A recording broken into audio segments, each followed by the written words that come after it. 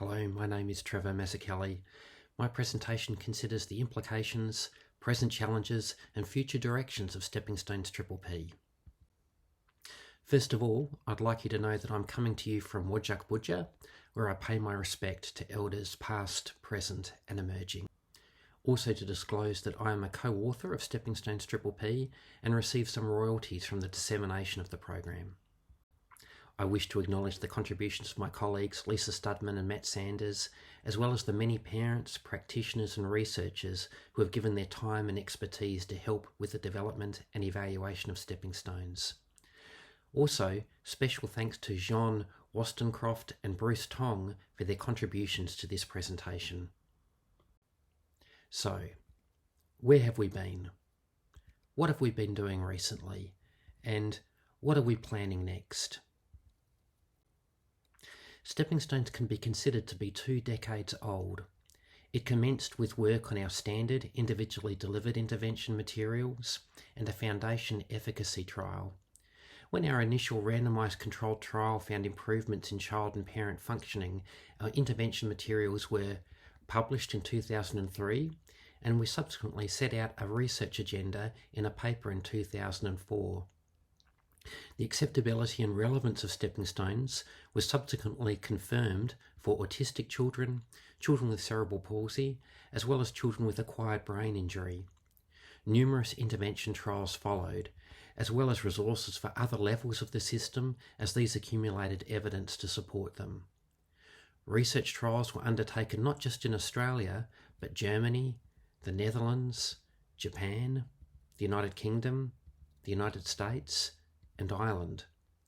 As research accumulated, the program was recognised as an evidence-based program, and meta-analyses were able to synthesise the existing studies to get a clearer picture of the program's effectiveness at different levels and for different populations.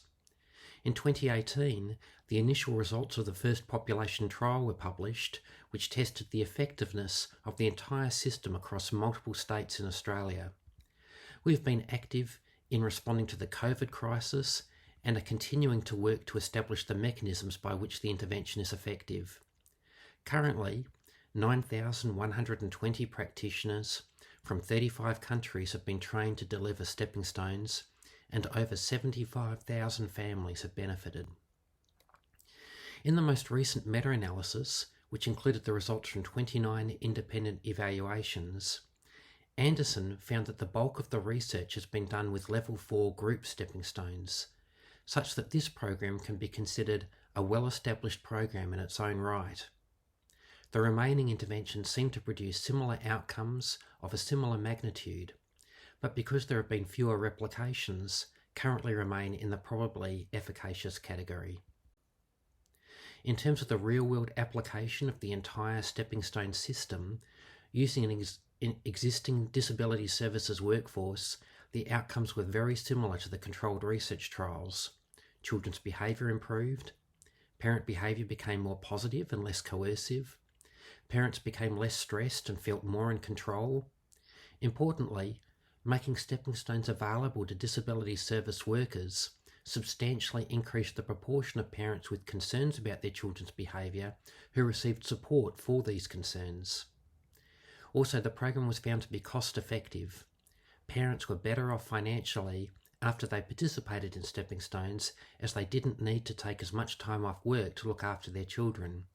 And these savings outweighed the cost of Stepping Stones itself. One of the outcomes from the COVID crisis was an acceleration in innovation in the delivery of Stepping Stones. A recent UK study by Papa Constantino and colleagues has suggested that online delivery of group Stepping Stones may not only be acceptable to clients, but achieve greater reach, result in better attendance, and be equally or perhaps even more effective than traditional face-to-face delivery. Delivering Stepping Stones more efficiently is certainly an important element of our research agenda. Considering the markedly lower amount of resources required for delivery of Level 2 and Level 3 Stepping Stones interventions, and evidence that their effects may be comparable to higher levels, further development and research into these interventions are a priority. Lower levels of Stepping Stones may be key to increasing access and reach of evidence-based parenting support. We believe there is great potential for an online variant of Stepping Stones in terms of increasing access to parenting support, and have been working hard to bring it to fruition. This program will include 6 core modules covering all the core strategies in the program, as well as 3 additional modules to support parents to configure these strategies into effective behaviour support plans for their children. It has been said that to remain relevant to the needs of contemporary parents, parenting programs need to evolve and be refreshed. We're well aware of this.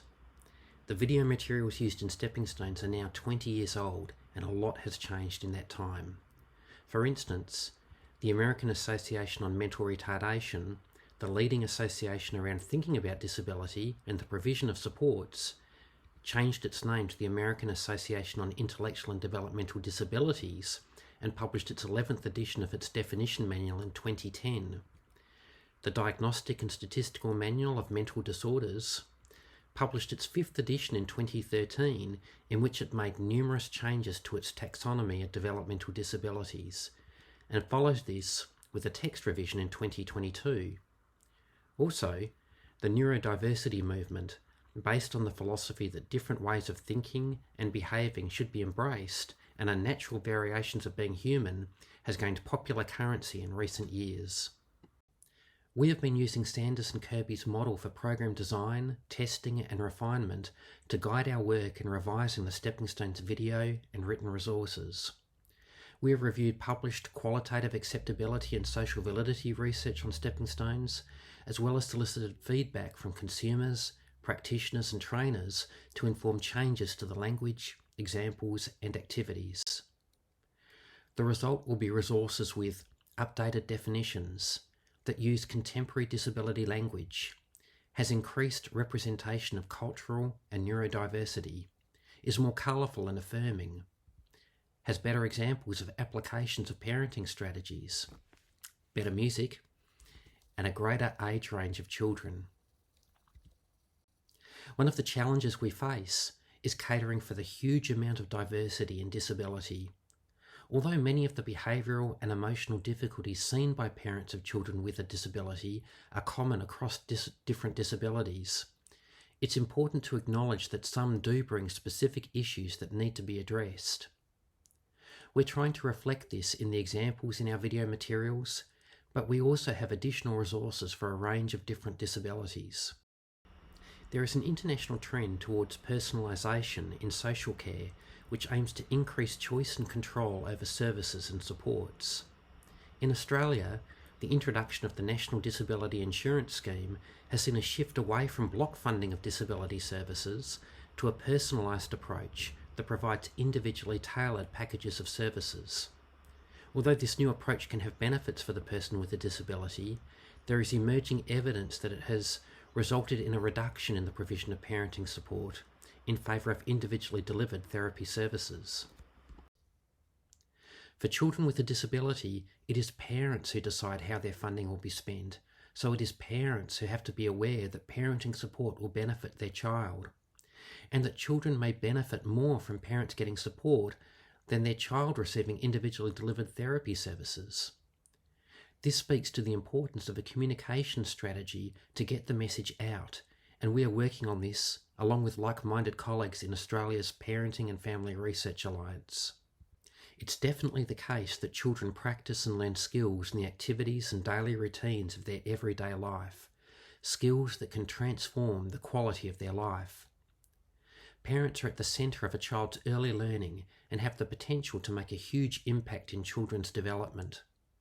However, traditionally, the message is that parents should complete a parenting program to deal with current problems and avoid future ones. A priority for research is to demonstrate that parenting support helps children gain the skills they need to do well and enjoy life to the fullest. A goal of positive parenting is to create a future generation of healthy, happy, resilient children with the life skills they need to have a full and engaged life. Stepping Stones PPP is committed to playing a role in achieving this goal. Thank you for your interest.